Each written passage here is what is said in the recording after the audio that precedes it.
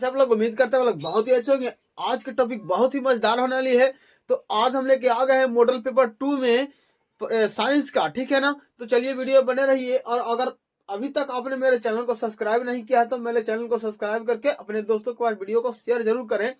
तो चलिए पहला क्वेश्चन की ओर बढ़ते हैं। क्या कर रहा है पहला क्वेश्चन, निम्नलिखित में से किसका अपवर्तनांक सबसे अधिक होता है। भाई किसका अपवर्तनांक सबसे अधिक होता है, तो पहला दिया ऑप्शन वायु, बर्फ, कांच और हीरा। तो मैं बता दूं कि आपका सबसे ज्यादा अपवर्तनांक होता है हीरा में। हीरा में सबसे ज्यादा अपवर्तनांक होता है, ठीक है। क्वेश्चन और दूसरा क्या कर रहा है, विद्युत धारा के चुंबकीय प्रभाव का खोज किसने किया था। विद्युत धारा के चुंबकीय प्रभाव का खोज किसने किया था। तो देखिए पहला ऑप्शन है फराडे, दूसरा क्या है ऑस्टेड, तीसरा है एम्पियर, चौथा है बोर। तो मैं बता दूं कि जो आपका है ऑस्टेड है वो विद्युत धारा के चुंबकीय प्रभाव का खोज किया था। ऑस्टेड ने विद्युत धारा के चुंबकीय प्रभाव के खोज किया था, ठीक है। अब क्वेश्चन नंबर तीसरा क्या कर रहा है, निम्नलिखित में से किस लेंस को अभिसारी लेंस कहते हैं। किस लेंस को अभिसारी लेंस कहते हैं। तो मैं बता दूं मेरे दोस्त, ऑप्शन और पहला दिया उत्तल लेंस, अवतल लेंस, ए और बी दोनों, बाइफोकल लेंस। तो मैं बता दूं कि जो उत्तल लेंस है, उत्तल लेंस को अभिसारी लेंस बोलते हैं। उत्तल लेंस को अभिसारी लेंस, अवतल लेंस को अपसारी लेंस बोला जाता है, ठीक है। तो यहाँ पर अभिसारी की बात किया तो उत्तल लेंस को अभिसारी लेंस कहते हैं। फॉर्मिक अम्ल का आईयूपीएसी नाम क्या है। फॉर्मिक अम्ल का आईयूपीएसी नाम क्या है, चलिए ऑप्शन देखते हैं। मेथनोइक अम्ल है, एथेनोइक अम्ल है, प्रोपेनोइक अम्ल है, एंटी, नन ऑफ दीज, इनमें से कोई नहीं। तो देखिए आपका फॉर्मिक अम्ल का आईपीएसी नाम होता है मेथेनोइक अम्ल। क्या होता है, मेथेनोइक अम्ल जो है फॉर्मिक अम्ल का आईपीएसी नाम है, ठीक है ना।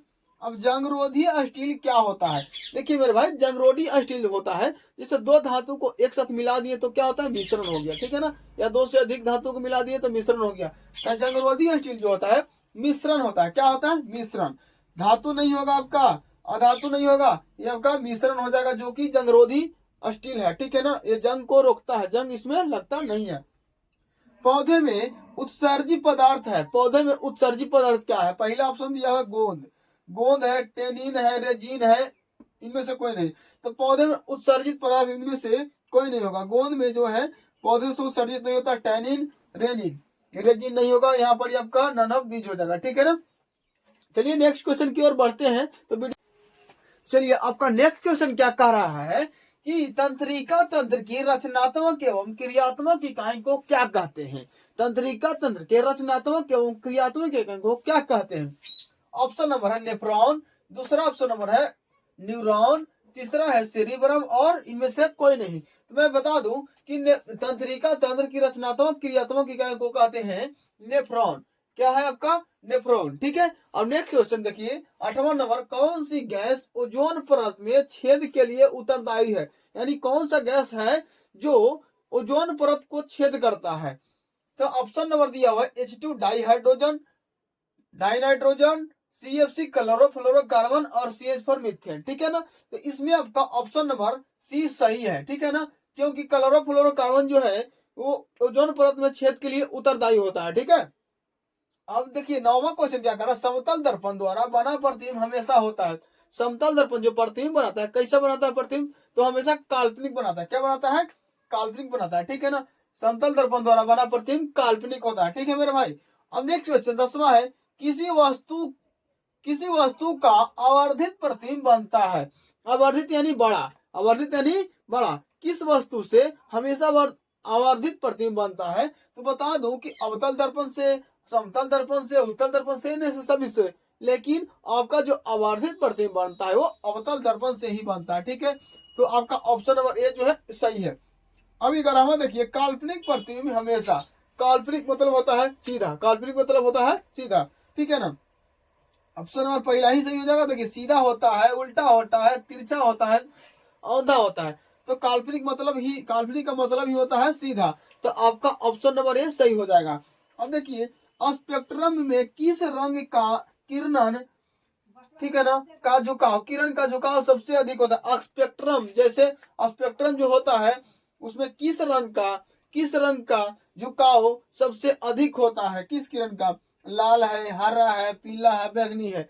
तो सबसे ज्यादा बता दूं कि आपका जो पीला रंग का है, पीला रंग का है जो क्या होता है कि झुकाव सबसे अधिक होता है। अब इसमें नेक्स्ट क्वेश्चन की ओर बढ़ते हैं, तब तक में मेरे वीडियो पर बने रहिए।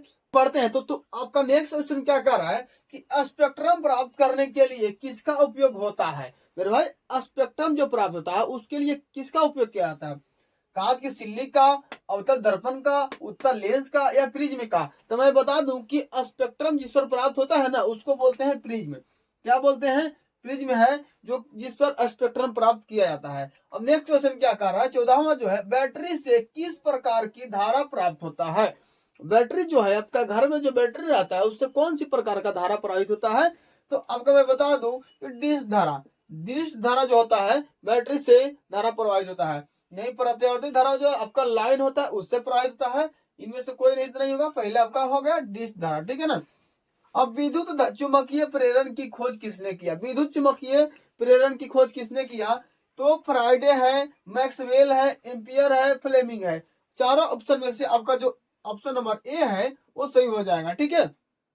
विद्युत चुंबकीय प्रेरण की खोज उन्होंने किया था, फ्राइडे ने। विद्युत जनित्र का सिद्धांत आधारित है, विद्युत जनित्र का सिद्धांत किस पर आधारित है, विद्युत धारा के उष्मीय प्रभाव पर, विद्युत धारा पर, प्रेरित विद्युत पर, कि विद्युत चुंबकीय प्रेरण पर, कि आपका प्रेरित चुंबकत्व है इस पर।